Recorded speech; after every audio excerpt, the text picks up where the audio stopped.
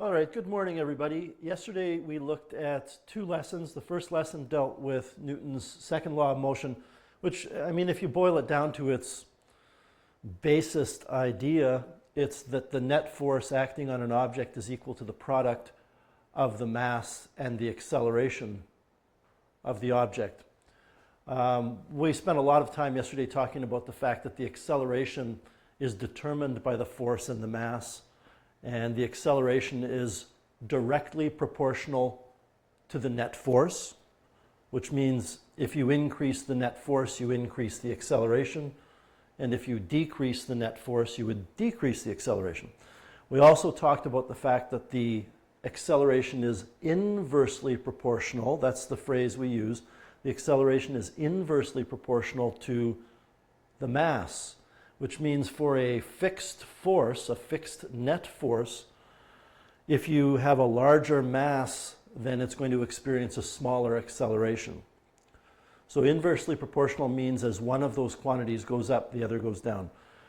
All of the problems dealing with Newton's second law of motion in this lesson are using that formula in conjunction with potentially kinematics formulas. The one thing that I want you to try to remember from here moving forward, though, is that that formula is not F equals ma, it's F net equals ma. That net is a very, very important word. So if you want to find the net force, you have to add up the forces acting on an object. Can you take a look, please, everybody, at the questions in this section? And I'll give you a minute. See if you have any questions you would like me to go over.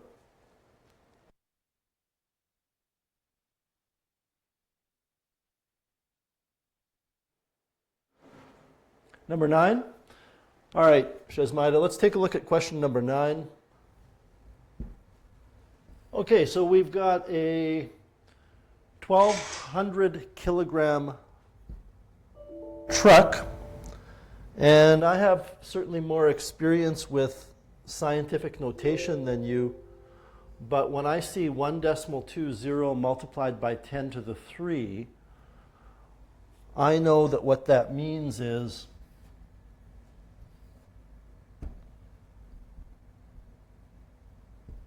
one decimal 20 multiplied by 10 to the 3 means 1.20 multiplied by 10 multiplied by 10 multiplied by 10.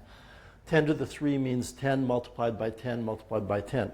I mean, all this scientific notation means is that you're going to take this decimal place and you're going to move it 3 places to the right. So that's why I said 1,200. When I see 1.2 times 10 to the 3 kilograms, my mind immediately says 1,200 kilograms. But we will talk in a second about how you're going to enter that properly into your calculator. So you want to find the net force acting to produce this acceleration. The net force is the mass times the acceleration. So Shazmaida, what this problem has turned into is a Unit 1 problem in kinematics where we have to determine the acceleration. What do we know? We know that the initial velocity is 5 meters per second. The final velocity is 12 meters per second. These are both east. And we should always be aware of the fact that these quantities are vectors, so we do need to take direction into account. Many of you will see that, you know, the force has to be east. If an object is moving east and it speeds up in the same direction, the force must be east. So some of you are going to recognize you can kind of disregard all of the directions here and just do the calculations and then slap an east label on your answer. I'm not going to do that. The distance is 94 meters. So the displacement is 94 meters east. So Shazmaida, what you need to do is go to a formula sheet and determine which formula we can use to find acceleration from those 3. Because once we determine the acceleration of that truck or whatever it is, we're going to take that acceleration and throw it up in here into Newton's second law along with the mass. So the formula that we're going to use is Vf squared equals Vi squared plus 2 times the acceleration times the displacement. And remember, it's not that big of a deal for this question, but In this formula, VI and VF are speeds. This formula cannot handle directions with velocities. The reason it can't is when you square those velocities, even if they're negative, they become positive. So just for simplicity's sake, I'm going to leave the units out here.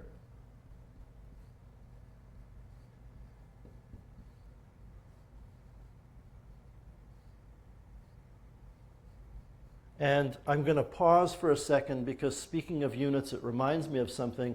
Your projectile motion labs are marked, and you will find your marked scan or photo. They'll all be PDFs. You will find them in your individual student folders. And some of you didn't get full marks on it because when you did your calculations, you didn't show units. When I do this on the board, when I'm teaching you, and I've said this before, but I will say it again, I will very often leave units out, and I will tell you I'm leaving them out to make the understanding simpler, but if you had any kind of written work that you're going to submit for marks, you need to put the units in. So it's kind of the old do as I say, not as I do. Just because I don't put the units in doesn't mean I don't expect you to put them in. Anyway, what we're going to do is simplify this Shesmaida so we can find the acceleration, so we can find the force. This is 144, this is 25. I can go ahead and multiply the 2 by the 94 and get what I believe is 188, but can somebody verify that for me? Okay, so now we have 144 equals 25 plus 188a. This should be a fairly simple equation to solve. You're going to subtract 25 from both sides and then divide by 188. So 144 minus 25, and then I hope you understand you have to hit equals first before you divide, or you need that in brackets before you divide. Divided by 188 meters. This is going to give us an acceleration of about 0.63 meters per second squared. And we got positive, so that means it's still in the same direction, which is east.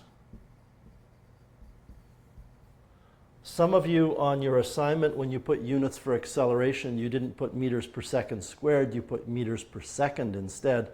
That's an error as well. This is still east.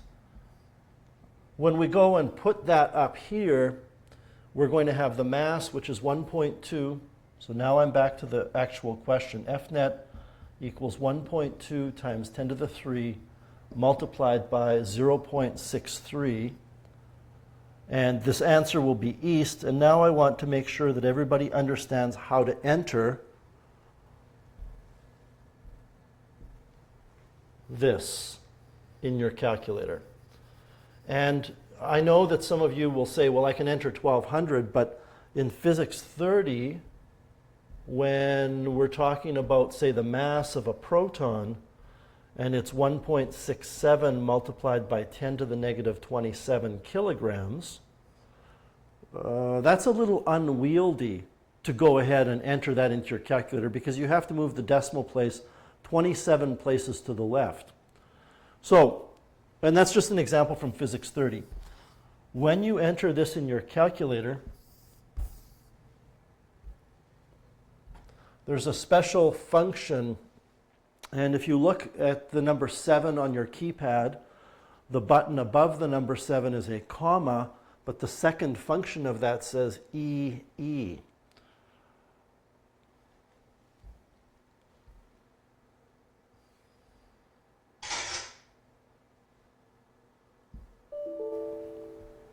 So what I'm talking about here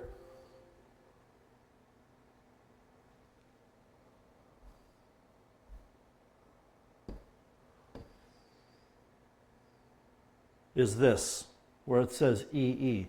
I don't know what EE stands for. I always say it stands for exponential notation or scientific notation, but EE is kind of a weird set of letters for that. Anyway, we have to use that. And when you enter 1.2 multiplied by 10 to the 3, I realize you can probably answer the question now, but we enter 1.2 and then you hit that key, that function, which would be second comma, and then you put the number there, the exponent. It's very important, not just in this class, but in all science and math classes where you would use exponential or scientific notation, for you to understand that that function locks that 1.2 times 10 to the 3 together. You don't need a set of brackets there. So I will say to you, and I don't know if I've mentioned this to everybody yet, but this is fairly important. For those of you that in the past have been entering 1.2 times 10 to the 3 this way, you need to stop it. It's going to cause problems later in this course, and particularly in Physics 30. So it's not incorrect, but it causes problems, and I don't want to get into why. So to answer this question, Shesmaida, we're going to enter 1.2 times 10 to the 3 and multiply by, I'm going to go ahead and recalculate that acceleration so I have it on my calculator. We have to take 1.2 multiplied by 10 to the 3 and multiply by that acceleration.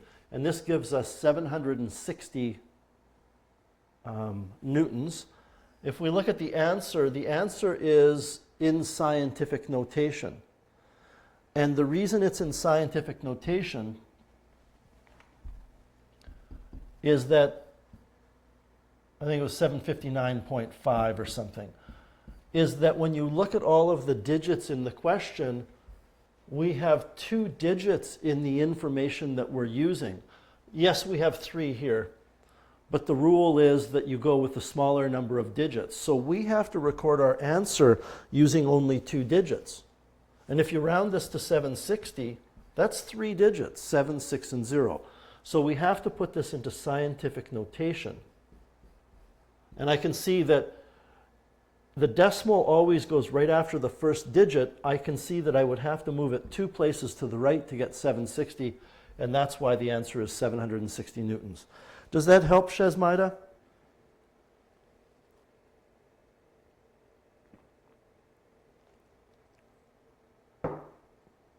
Perfect. Any other questions before we move on and take a look at Newton's third law and those problems? Any other questions from Newton's second law? 8? So the same thing, I'm not going to go through the big discussion about scientific notation here. We have a mass of 1.08 multiplied by 10 to the 3.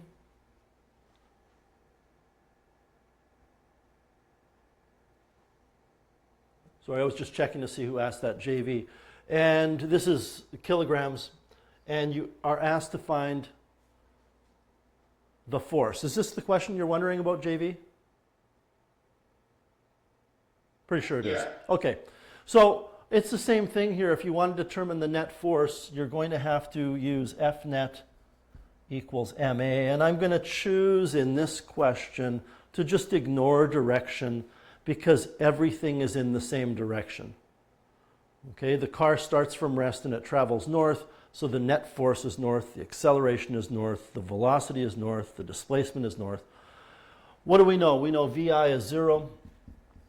VF we don't know, and you know what? We don't care. T equals 12 seconds. D equals 132 meters. And we are after, from this, the acceleration. So the formula that we're going to use here, JV, is D equals VIT plus 1/2 AT squared. And the reason we're going to use that formula is sometimes you will look at this formula, everybody, and you will say, oh yeah, I remember. This is where we have to find the other velocity first. That's only if you're trying to find the time, and it's only if VI is not 0. If VI is 0, think about this for a second. If VI is 0, then you're going to have 0 multiplied by the time plus 1/2 AT squared. But 0 multiplied by anything is 0. So when I first saw this list up here, JV, what I wanted to do is just say to you, we're going to use D equals 1/2 AT squared. Because that formula VIT plus 1/2 AT squared becomes D equals 1/2 AT squared. So I'm going to put those numbers in. We've got 132 equals 1/2 times the acceleration times 12 squared. So when I solve this for A, what I would do is I would multiply both sides by 2. So I'm indicating with my fingers, but you can't see that. So I would multiply this 2 to the other side. 2 times 132 is 264 equals A times 12 squared, which is 144. So if you take now 264 divided by 144, you're going to get the acceleration.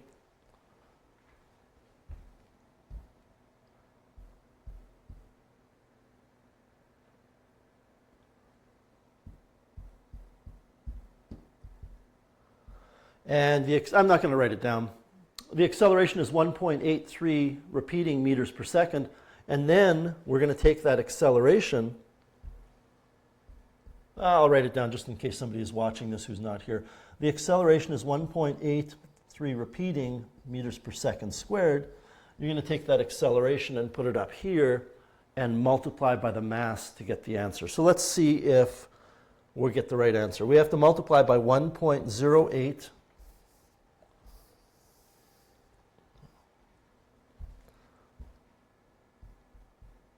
times 10 to the 3, which gives me 1980 newtons. And in scientific notation, that's 1.98 times 10 to the 3 newtons. We're okay with that, JV? Yeah, thank you. You're welcome. Okay, let's move on. Let's take a look now at any questions that you might have from Newton's third law of motion. Newton's third law of motion is more complicated. It's easier to understand. Whatever force object A applies on object B, it's the force that object B applies on object A. So for example, when a baseball is thrown towards home plate and I hit the ball with the bat, not only does the bat exert a force on the ball, but the ball exerts a force on the bat. And those two forces, this is Newton's third law now, those two forces are exactly equal to each other, but they are opposite in magnitude. So does anybody have any questions you would like me to go over from this section?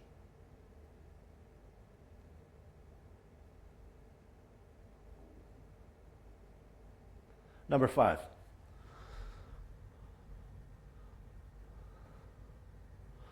So somebody is standing on a frictionless surface, and again, until we learn about friction, which we're going to start to introduce today, we have to assume it's frictionless. And this 45 kilogram student throws a 3 kilogram object to the right. During the throw, the object accelerates horizontally through a particular distance from rest, and then when it leaves the person's hand, it has that final velocity of 9.6 meters per second. So calculate the velocity of the student when the object is released. I want to talk about something here that I don't believe I mentioned yesterday, but if you write the following, which you shouldn't because it's going to be wrong. Let's just say it's a ball, a big ball, because 6 kilograms is like, or 3 kilograms is like 6.6 pounds. So this is a ball of some kind, okay, or a brick.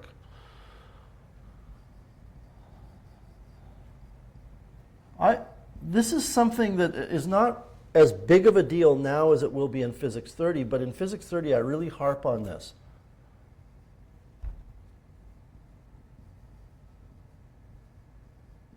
What I have just written is false, and it's a big deal that it's false.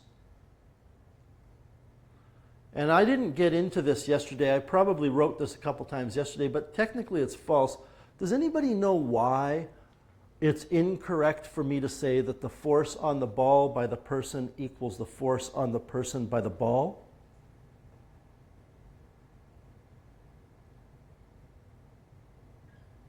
Is it because their masses are different? No. Actually, if you were to take the mass of the ball and multiply by the size of the acceleration of the ball, you'll get the same thing as if you multiply by the mass of the person by the acceleration magnitude of the person. So these are both MAs. But you might have noticed, and I don't think anybody did, you might have noticed that I talked about a magnitude. These two forces are not equal because they're in opposite directions. This has no bearing on question 5, Farhan. It has no bearing at all on question 5, except I want to point out that this is now a correct statement.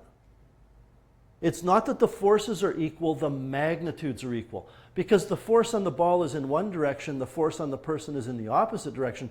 They are not the same force, but their magnitudes are the same. Now what we do here, and you have to kind of remember this because you don't want to do this every time, I'm going to leave the directions out of it.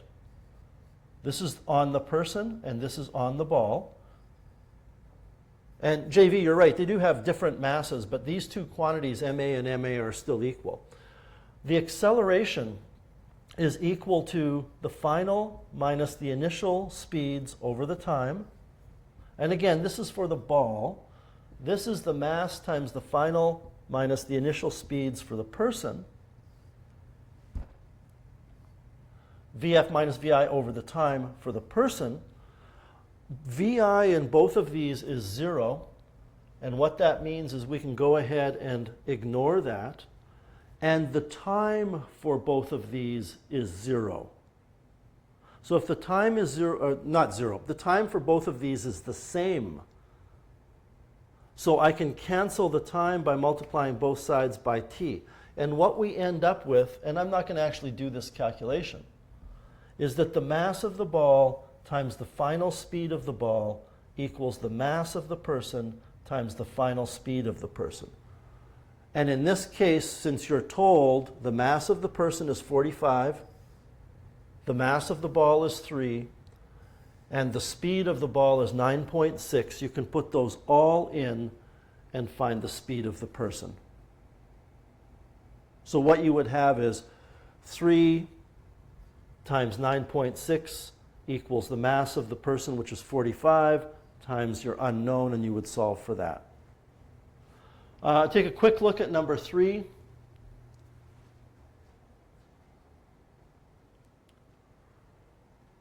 So I want everybody to read number 3 here carefully with me. It says you're standing on a horizontal surface, 50 kilogram person, and there's an average net force of 125 newtons for 0.11 seconds. What's the acceleration? I think that most people will look at this and say, I'm going to leave the direction out of it just for now. They will say this is an F equals ma situation. Because you see the force and you know the mass and you're asked to find the acceleration. So first of all, we don't care about the time. But there's another little tiny wrinkle in here which makes this conceptually difficult. If the person pushes on the wall with 125 newtons east, that means the force on the wall is 125 newtons east. But that means the force on the person is 125 newtons west. So I don't have this as part of the answer, but when we take 125 newtons and divide by the 50 kilograms, can you just confirm for me here, Ben, that when you take 125 divided by 50, you get 2.5?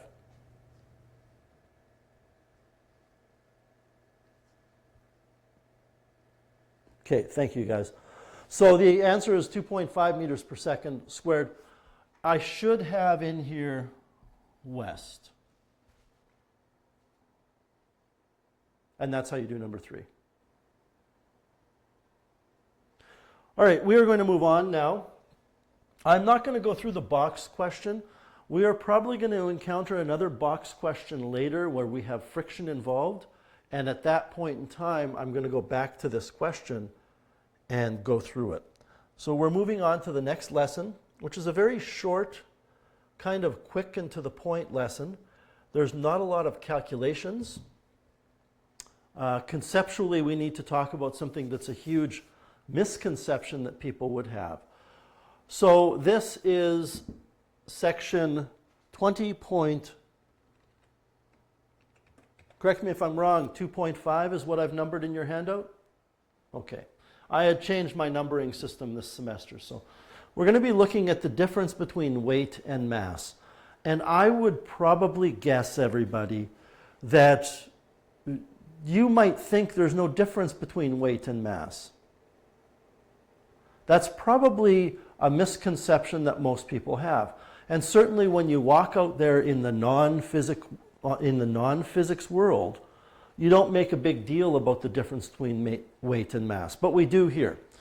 By the way, the title of yours should just say weight and mass. It shouldn't say anything about Newton's universal law of gravitation. So we're going to compare and contrast the differences and the similarities between weight and mass, and we're going to be able to calculate weight from mass and calculate mass from weight. So the first thing is a definition of what mass is. Mass is how much matter an object is composed of. What does that mean? I'm not talking about the size of the object. I'm talking about how much physical material is packed into the object. So I don't want to turn this into a Physics 30 lesson, but in Physics 30 we like to talk about the fact that everything is made up of protons, neutrons, and electrons.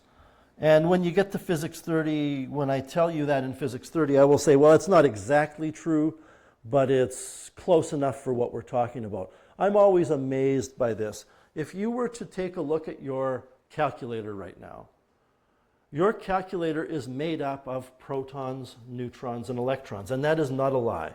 There are no other types of particles that make up your calculator. If you were to take a look at the cup of coffee, if you could see it, that's sitting on my table here, everything in my cup of coffee, including the coffee and the cup, are made up of protons, neutrons, and electrons. This is a mind-blowing idea, and I'm getting a little off track, but I like to teach you these things. If you were like the cosmic chef of the universe, good morning, Mackenzie. If you were the cosmic chef of the universe, you would only need 3 ingredients in your kitchen. You'd have a cupboard full of electrons, a cupboard full of protons, a cupboard full of neutrons. And if you, that evening, decided you wanted a pepperoni pizza, you could make a pepperoni pizza by putting those protons, neutrons, and electrons together in the right arrangement. If you decided you wanted a Diet Coke with that, you could put some more protons, neutrons, and electrons together in a particular arrangement. But getting back to what mass is a measure of the amount of matter, the amount of all of this stuff that is in there. Now, how do we measure it? Well, that's an important idea. We don't confuse this with the volume of the object, but we measure it using a balance scale. And this is really interesting. So, if you have a balance scale, and I'm just drawing a very schematic balance scale, it's something that is on a pivot point with 2 pans, 2 containers that are perfectly balanced. And the idea is that I go ahead and put an object on there. So let's say that I put on there it doesn't matter, a sugar cube. What's going to happen, of course, is it will not be balanced. And in order for me to determine the mass, what I do, and if we were in class, I'd show you a balance scale, and we do this, is I start putting known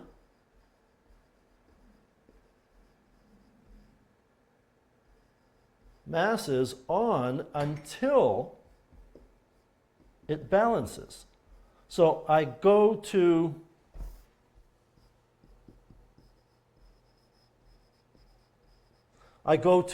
my storage container that has a bunch of known masses, and I start putting, I put 10 grams on, and then I put another 10 grams, and then I put another and another. It's going to be a big sugar cube, apparently. And then eventually at some point, what's going to happen is it is balanced, and I count all of this, and this is the mass required to balance the balance, which means that mass is the mass of what I put on the left-hand side. Now, some of you will pick up very quickly on the idea that we have a problem here, because how do you know what these little masses are? And the answer is they are defined. There's actually a definition of a kilogram, and this is really strange, you can look it up online. A kilogram by definition is the mass of a piece of metal that is stored in a building in France. There's a building in France, and under a sealed glass jar is a piece of metal, and everybody in the world agrees that's 1 kilogram of mass. So when I go to the cupboard in the physics lab and I take out a 1 kilogram mass, it is a copy in some way of that 1 kilogram mass. It's very strange. If you do decide to research that online, you will discover that that definition of the kilogram died a couple of years ago. But it's a really, really interesting thing. So getting back to mass, mass is found by placing an object with an unknown mass on one side of a scale and various known masses on the other until the scale is balanced and the mass of the object can be determined. Now, I haven't given this to you. It will be in your notes in a second, but mass is measured in kilograms. Okay. Now, let's talk about weight. Weight is not kilograms. Weight is the gravitational force acting down on the object. So it has to do, in part, with how much matter is in the material, but it also has to do with the gravitational force directly. Weight is measured using a spring scale. So I want to be careful here, because if you fish, you might have spring scales that you use to measure fish, but they have kilograms on them. In science, a spring scale is a piece of metal and it has a spring in it.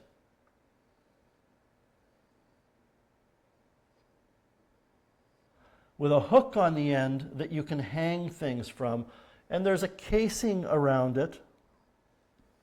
And on the casing are marks that measure newtons.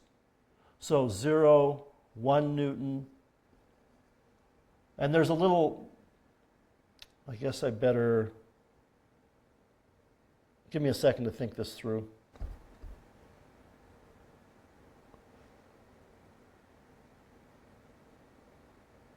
Yeah, that's fine. 0 newtons, 1 newton. Don't worry about what I was trying to figure out. And there is some kind of a mark that is connected to this, and as the spring stretches, that mark moves. So if I hang a mass on here, there is a mass, I will read a force due to gravity. And the greater the mass, the greater the force due to gravity. So that's how you measure weight. Now, I want to highlight something for you, and we're going to be going around a little bit in circles here over the next little bit. But if I take this balance scale that I've drawn down here, and I take it to the moon, where gravity is weaker on the moon. So if I were walking around on the moon, I can jump very high because the force of gravity on the moon is smaller. But if I take this pan scale or this balance scale to the moon, it will still be balanced. I want to show this to you pictorially because this is a difficult concept.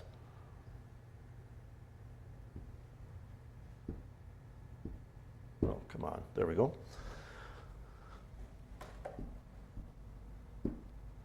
So what I have is this on Earth, and I have it on the moon. So this is on Earth,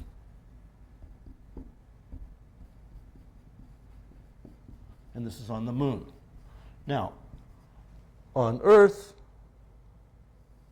there will be a gravitational force acting down on this, and a gravitational force acting down on this. But since the masses are the same, those two forces will be equal. On the moon, there will be a gravitational force acting on this mass that is smaller than the gravitational force acting on it on Earth, but the gravitational force acting on the other side is also smaller. Which means when I take my mass scale to the moon, if the mass of that object is 24 grams on Earth, the mass is going to be 24 grams on the moon. Mass doesn't change. Mass is what we call an inherent property of the object. If the mass of that object is 28 grams, it's 28 grams no matter where you take it in the universe. If, on the other hand, I take my spring scale, so I'm not going to draw the spring, there's a spring in here that stretches, and I put an object on there, and then I repeat that process on the moon with the same object.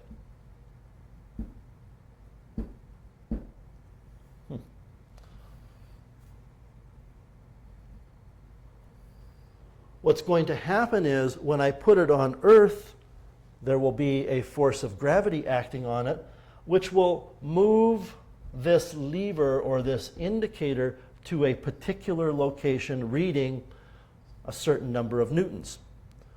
But when I take it to the moon, the force of gravity acting on it is smaller, which means it doesn't stretch as much.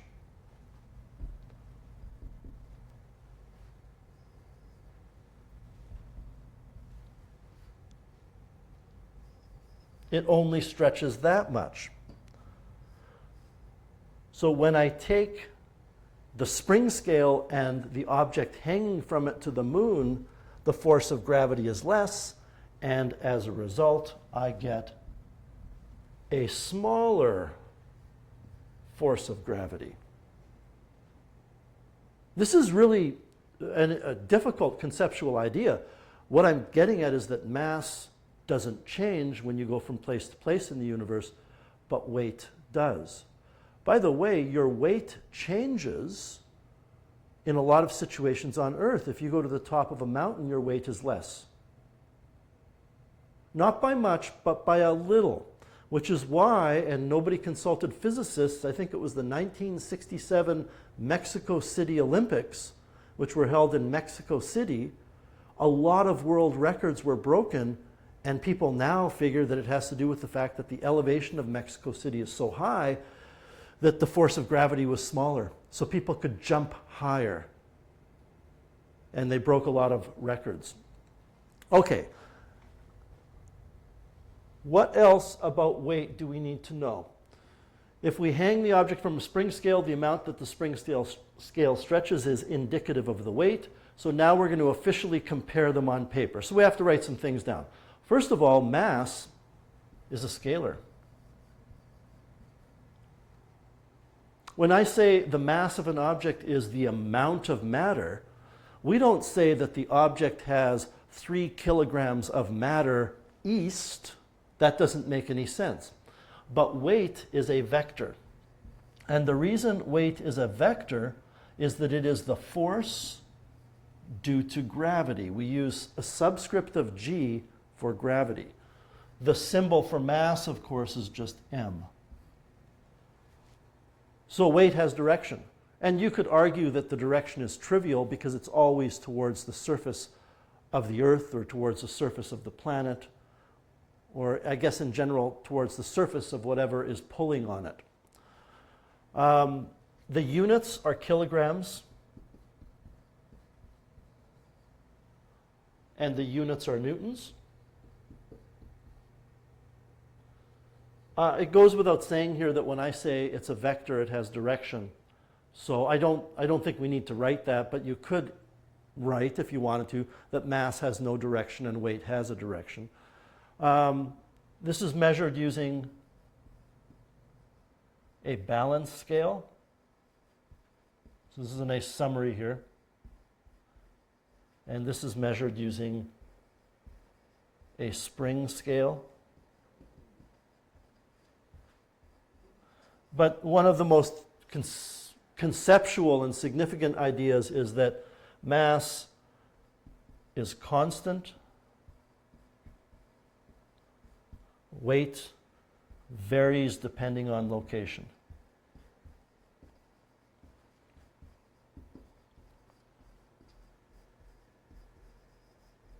Now, just before we move on and look at the formula, you know, you have to live your life understanding something about what we learn in class. And Andrea, I'm going to read your question and get to your question in just a second, but I want to finish my thought. You know, if you go to get your driver's license and the person working at motor vehicles says, "What is your weight?" and you say that your weight is 540 newtons, you know that's not going to get you anywhere, right? We tend to just use the word weight to mean kilograms out in the real world. You don't go to the deli at Safeway and say, "I would like 112 newtons of sliced ham." You talk about grams and kilograms instead. So there's kind of a scientific language that we keep between us in the classroom and in science classes, and there's a common sense language. So I'm going to read Andrea's question now. I just have to read it and think about it. So could you say that instead of gravity having a constant number attached to the force it exerts, the force gravity exerts is instead dependent on the place that an item is in space? Yes. We're going to learn in a second, not only is it dependent on where it is, but it is also dependent on the mass. I mean, I hope you would agree that the weight of an elephant is more than the weight of a kitten, even though they're both on Earth. So what Andrea said is very important. It's going to lead us to what we're going to talk about next, which is that the weight depends on two things. The weight of an object depends on the mass, and it also depends on the location in space, or the location in space, which is a really good way to put it. Does that answer it, Andrea? Perfect. So, how can we calculate the weight knowing the mass? Because weight obviously depends on mass. This is a very interesting approach, and we're going to end up coming up with a formula that you should not confuse with Newton's second law. Okay? So what if we have an object that is in free fall? I'd like you to draw some object in the space that you have there that is in free fall. So it is falling towards the surface of the Earth. I've got an apple, and there's no friction acting on it. Now, if that's the case, we know this, and Isaac Newton knew this. That's the old story, which is probably mostly legend, that he was sitting under an apple tree and an apple fell and hit him on the head, and it got him to thinking about gravity. We know that when an object is in free fall, it accelerates. We learned this in the first unit. You actually calculated the acceleration due to gravity. Now, if it's in free fall, this is really crucial, then there is only one force acting on it. I mean, think about that for a second. Look at this diagram and ask yourself, what is the force that's causing it to accelerate down? The answer is it's the force of gravity. It's the weight of the object. And now I'm going to ask you a different question. And you're not really looking at your notes, you're looking at your screen. This is a free body diagram showing all of the forces acting on the apple. And you can write this down or not, it doesn't matter. So what this is a free body diagram. And a free body diagram shows every force acting on the object. Okay. If I asked you what the net force acting on the apple was, then I'm asking you to find the total of all of the forces acting on the apple. Let me repeat that. The net force acting on any object is the sum of all of the forces acting on the object. So if I say, what is the net force acting on the apple? The answer is the net force is the force of gravity. Because it's the only force. So that's the next step in this reasoning. The force due to gravity must be the net force because it's the only force acting on it. Well, how do we calculate net force? We calculate net force by taking mass times acceleration. Now, I just put an apple there, but I could have put a 2-ton safe. I could have put whatever object I want. We know what the acceleration due to gravity is, don't we? It's 9.81. So think about this. If you take the mass of the apple times 9.81, you will get the net force acting on the apple. But in this case, that must be the weight of the apple because there's only one force, the force of gravity. So that leads us to this new equation. This is not F equals ma.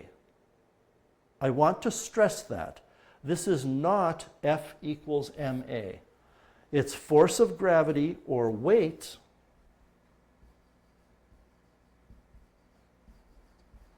equals the mass of the object times the acceleration due to gravity, which is, of course, 9.81 meters per second squared down.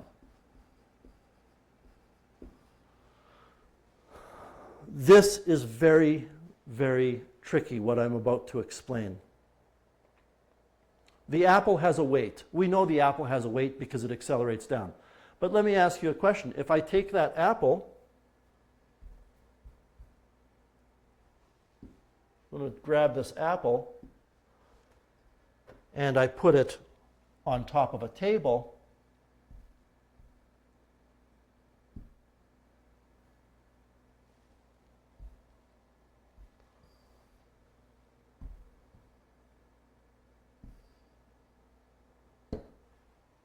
So I'm now putting this on top of a table.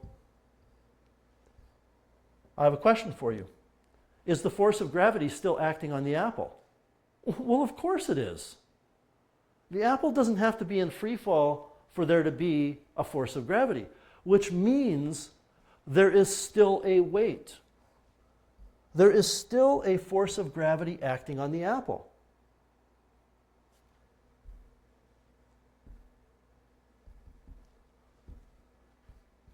It exists, which means we can still calculate it by taking the mass of the apple times the acceleration due to gravity of the apple, which is g. Notice I said we're multiplying by the acceleration due to gravity of the apple, or the acceleration due to gravity. I didn't say the acceleration of the apple. The apple doesn't accelerate. So you use this formula not because it's F equals ma, it's because it's F equals m times the acceleration due to gravity. What I'm saying is that F net equals ma is not the same, it's different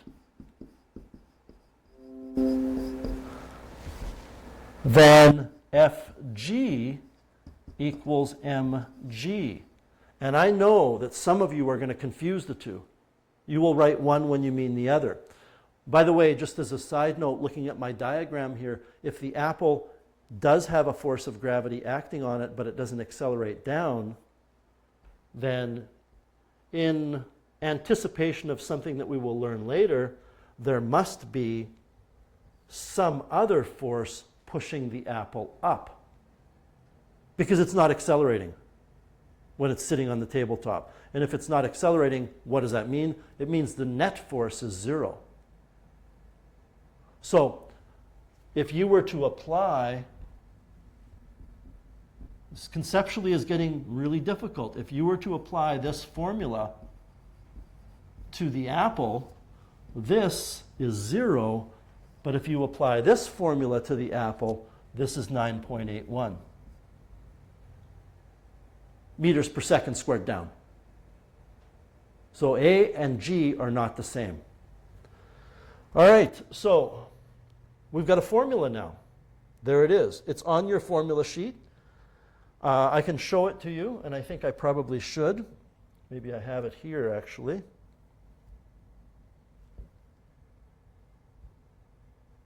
No, I don't. So let me pull up a formula sheet, just in case you don't have one in front of you. I want to talk briefly about it. The actual calculations are very, very simple.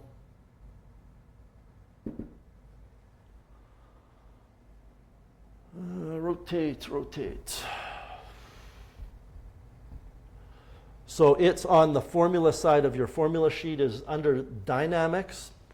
And you will notice something about the formulas. I haven't actually brought this to your attention yet, but the formulas for acceleration and acceleration due to gravity are not in the form F equals.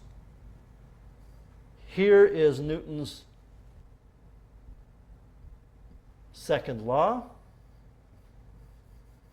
And here's the formula we use to find weight.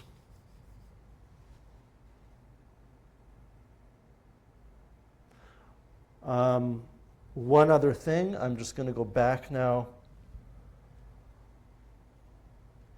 G is also sometimes referred to as gravitational field strength, which, you know what, you guys, I like that idea better than saying acceleration due to gravity, because not everything that has weight is accelerating. I'm standing right now on a floor and I have weight, but I'm not accelerating. I am, however, in a gravitational field. Going back to Andrea's question, what we are going to learn in a couple of days is the gravitational field strength depends on the location in space.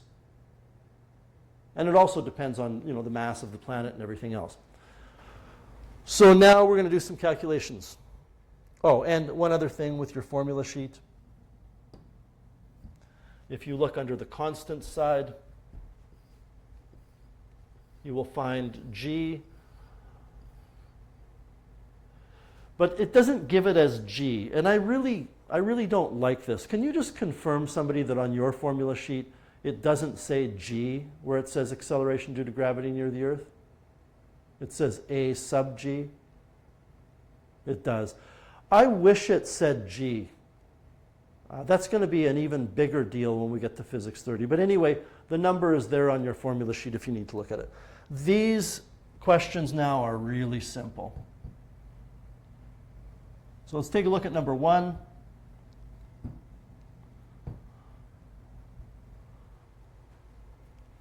Apparently, is it behind there? There it is. So what will happen, if anything, to your mass and weight when you go to the moon? The answer is, and you can write this down, I'm not going to, your mass will remain the same and your weight will change. The reason your weight will change on the moon is because the gravitational field strength, or the acceleration due to gravity, G on the moon, is smaller than G on the Earth. So just pictorially, what we're talking about is on the Earth, your force due to gravity is your mass times the gravitational field strength. On the moon, the force due to gravity is your mass, which is the same, times the gravitational field strength of the moon, which is smaller. Your mass stays the same, but your weight changes. Find the weight of a 60-kilogram astronaut on Earth. Well, that's pretty easy. The force due to gravity, I'm going to leave the vectors out of it, will be the mass, which is 60 kilograms, times 9.81 meters per second squared. So you're going to get about 600 newtons. Okay? Now, I know it's about 600 newtons, and I'm going to be using this approximation a lot. 9.81 is almost 10. And if I take 60 times 10, I get about 600. I'm not going to get exactly 600, obviously.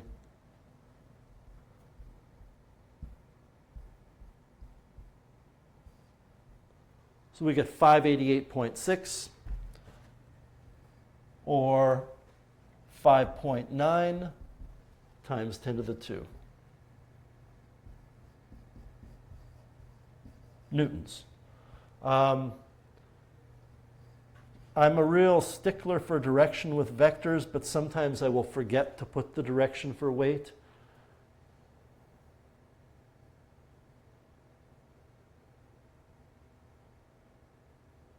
I'll be with you in a second, Ben. Ben, do you mean you're lagging technologically speaking? Things are slow?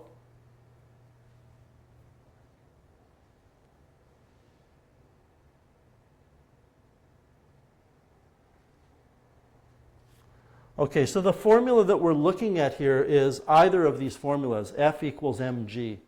And the point in question one was that when you go to the moon, and this is something that's kind of common sense, when you go to the moon, the acceleration due to gravity on the moon, which I'm going to highlight in yellow, the acceleration due to gravity on the moon is smaller than the acceleration due to gravity on Earth, which I'm highlighting in blue. So if you use that formula F equals mg with a larger g, it's about 1.6 meters per second squared on the moon, then you will get a larger weight. All right, so for number 2A, we're done 2A. 2B says, what if we move that object to a planet or a location that has 1/10 of the Earth's gravitational attraction? Well, that would mean that the force of gravity on that planet or whatever it is would be 5.9 times 10 to the 2 newtons divided by 10. There's you're welcome, Ben. There's 1/10 the gravitational force, and since weight is gravitational force, I don't want that to be lost on you. This is weight. This is weight. We're going to get 59 newtons. When you divide 590 by 10, because it's 1/10, you're going to end up with only 59 newtons. Number 3, that was B. Number 3, a 5.5 kilogram backpack weighs 8.2 newtons on the surface of the moon. What is the gravitational field strength of the surface of the moon? So this is where we're going to use G equals the force of gravity over the mass. I always like to use this formula, even though that's not how it's written on your formula sheet. When you rearrange it for G, you get what's written on your formula sheet. So we're going to take 8.2 newtons and divide by 5.5 kilograms to get an answer, and that will be the acceleration due to gravity on the moon, or we can call it the gravitational field strength.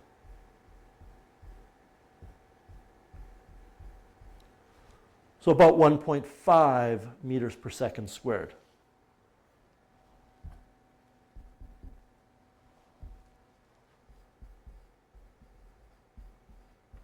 Any questions with number 3?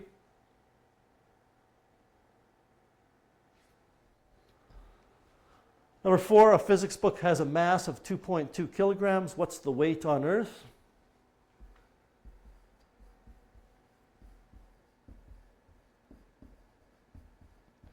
I'm going to use 2.2 times 9.81. Listen very carefully. I'm not saying the textbook is accelerating at 9.81 meters per second squared. That is not an acceleration. That is the acceleration due to gravity. The book could be sitting on a surface. 2.2 multiplied by 9.81 gives 22 newtons.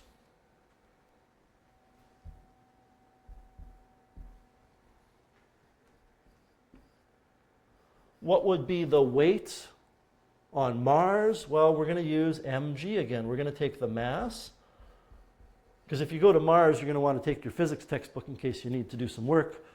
We're going to multiply by the acceleration due to gravity on Mars, which is 3.7.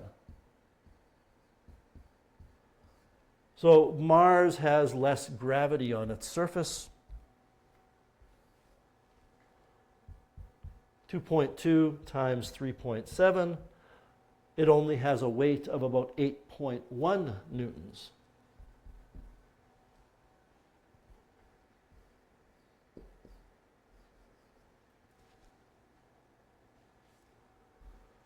Number 5, we start to talk about really, really massive planets like Jupiter.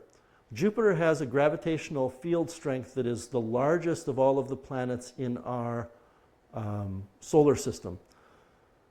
If you take a 0.5 kilogram pair of running shoes and you put it on a spring scale on Jupiter, assuming you survive the hostile environment of the surface, you could measure that it would be 11.55 newtons. The question is, how long would it take the running shoe to reach the surface if it's dropped from 3 meters? Oh, okay.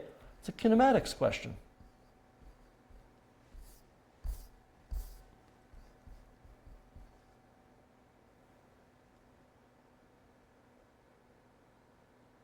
We're trying to find the time. If this were a normal physics question, you would immediately put for A 9.81 meters per second squared. But that's on Earth. We don't know the acceleration of the running shoes, but we can find them using weight equals mg. And again, I'm leaving out the vector symbols because everything is down. So 11.55 newtons equals the mass, 0.5 kilograms, times the acceleration due to gravity. Can you confirm for me that this is 23.1? It is. And that would be meters per second squared, which means that they're going to accelerate down when they're released at 23.1 meters per second squared. And we have to find time using a kinematics formula. I would use d equals 1/2 at squared. Vi is 0, so we don't need to worry ourselves with that, which means I have 3 equals 1/2 times 23.1 times t squared. 3 equals 11.55. That's 1/2 times 23.1 t squared. I need to take 3 divided by 11.55 and take the square root.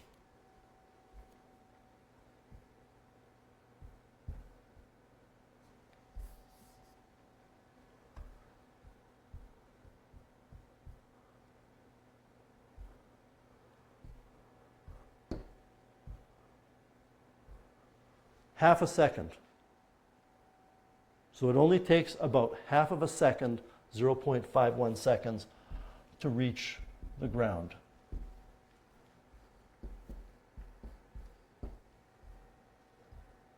Any questions with the final example?